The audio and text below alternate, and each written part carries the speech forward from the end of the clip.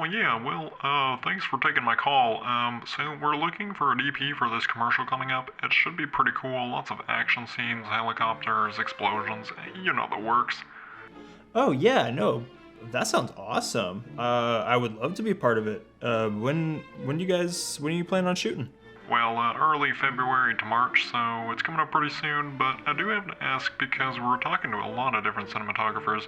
Do you have a reel you could send over so we can see some of your work? Oh, yeah, no, I have an awesome show reel. Yeah, you're gonna love it. It's great. Fantastic. Can you send it to me right after this call? Um, yeah, no, I'm actually on a job. I'm on set right now. But I will be home very soon, and we'll be able to get that to you very soon. Okay, the earlier the better. We'd really love to have you on this one, but the producers need to see a reel, so just get it to me ASAP if you want this gig. Oh yeah, no, of course. I'm gonna get it to you ASAP. It's gonna be the best show reel you've ever seen, and he hung up.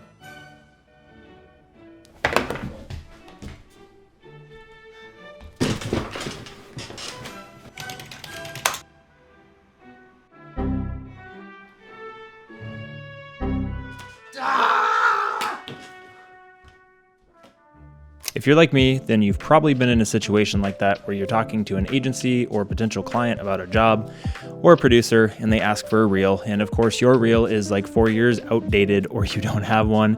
And then you're stuck racing last minute to put something together.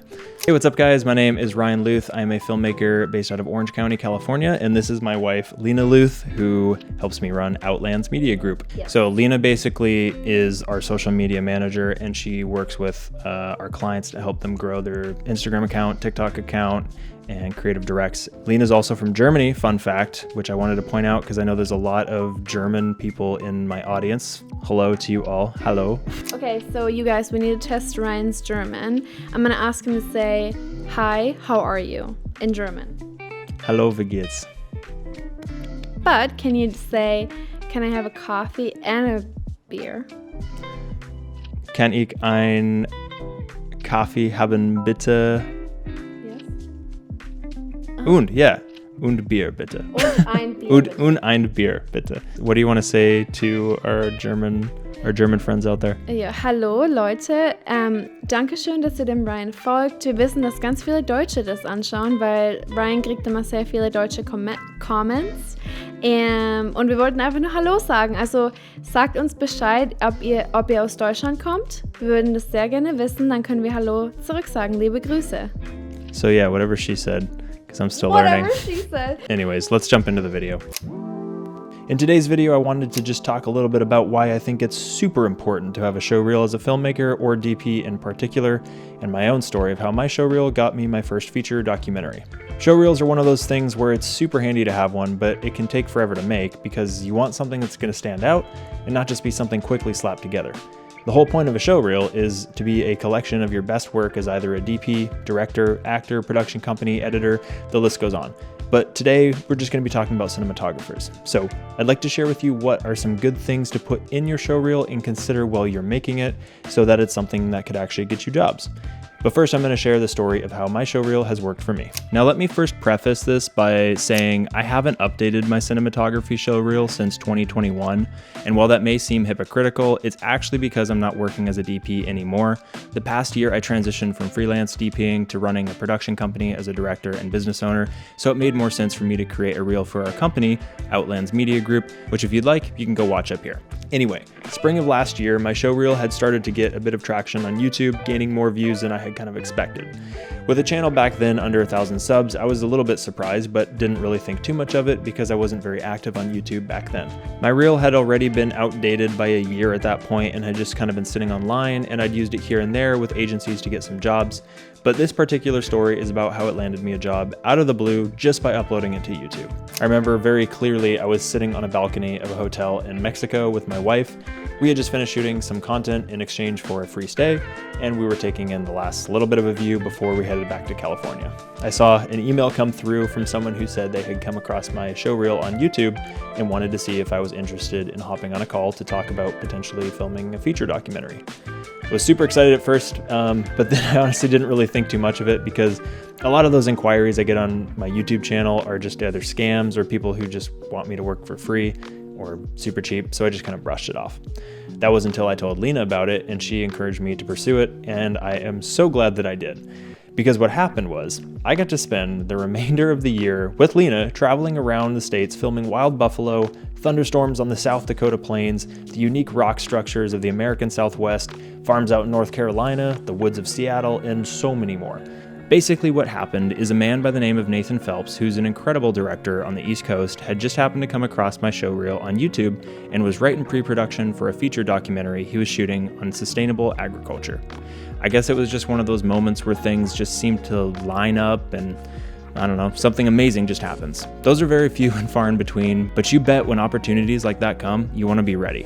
And I was ready by having a solid showreel put together and plenty of experience DPing productions under my belt to know this was a no-brainer. It ended up being just straight up awesome. Lena and I spent the majority of 2022 flying around the United States every month, filming some of the most incredible spots in the US, shooting a project which I am proud to have under my belt. And while it's not out yet, as there are more elements the production company is working out for phase 2 of the production, I still got my rate, travel, accommodations covered, and got to help bring an incredible documentary on sustainable agriculture to life, along with the rest of the super awesome team. While I'm not exactly sure if I can say too much about it yet because it's not released, I do just want to clarify I don't say these things to brag or talk about my achievements, but rather just to inspire you and show you what can happen when you do something as simple as just putting your work out into the world. Because if I hadn't had my showreel out there, they never would have found it, and someone else would have shot the project. So do you need your showreel to get a ton of views on YouTube in order for you to get work from it? The answer is no, not at all. I suppose this was helpful in my circumstance with getting this particular project out of the blue, but I do want to mention I've also gotten plenty of work outside of YouTube using my showreel, so really all you need to do is have your showreel, be ready to able to send it to people when you're networking, and it doesn't even have to have a lot of views. Just have it out there in the world where people can see it. Okay, so now we can touch on how should I make my showreel. Well, you can watch mine as an example, but I would also say to make sure to check out a lot of other cinematographers' reels, because there's plenty of people out there with way better work than me that are super talented. But if you'd like to use mine as an example, this is just a template I sort of followed that I found worked for me, and so maybe it might work for you too. Basically, I approached putting together my showreel like any other project, story first. There's the intro, which has some slower music and shots, sort of easing into the story, and then also having some of what I thought was my best work at the time at the beginning. This is super important because you want to give a really good first impression. That's what's going to catch your audience's attention first. Next, I wanted there to be a twist to keep people engaged, so I had the music sort of build up and drop to a really different hyped up soundtrack that kept, hopefully, the viewer engaged throughout the whole video. And then finally, the ending shots as the music comes to a close with my information at the end. One other tip, don't make it super long. I know how hard it is to have to pick and choose from all of the awesome shots that you've got, but if you have a showreel that's really long, people just are less likely to watch it. Remember, you're making a highlight video and not a movie. So pick your best shots, be selective, and try to keep it within 1 to 2 minutes, maybe 3. The important thing is to spend time on this because this is what companies, agencies, directors, and producers are going to remember you by. If they watch something that is engaging the whole way through and feels like something more than just slapping a few shots together like with some music, that helps show your understanding of storytelling. You also want to make sure your reel shows either a specific niche that you shoot or a variety of projects showing you can be very diverse and the best shots from those projects. Combine all that together and you've got a solid showreel. So by the end of this story, I hope I have somewhat convinced you as to the importance of having a showreel as a filmmaker and why I suggest putting it out into the world on YouTube, Vimeo, Facebook, Instagram, whatever platform you want. Because here's the thing, like what happened to me, you just never know what could come of it. And every once in a while, someone comes along looking for exactly what you can offer them and looking for the exact style of cinematography or storytelling that only you can provide. And you want to be ready in that moment to say, yes, that's me. I can be there and I can be the one to help you. Anyways, I hope you enjoyed watching this video and hearing a bit about my story, why I think showreels are super important, and I'd love to hear about your experiences with showreels, some of the cool projects you've been able to shoot because of them. If you disagree that showreels aren't as important, I'd love to hear about that too. As always, I'm an open-minded guy, so hearing other filmmakers' perspectives on things is always super interesting to me. As always, if you enjoyed this video or felt you found value in this, consider subscribing, give a like or comment below, and feel free to check us out on Instagram to see what we're doing over at Outlands Media Group. I wish you all the best and all the success in your filmmaking career and with your showreels, and I will see you in the next one.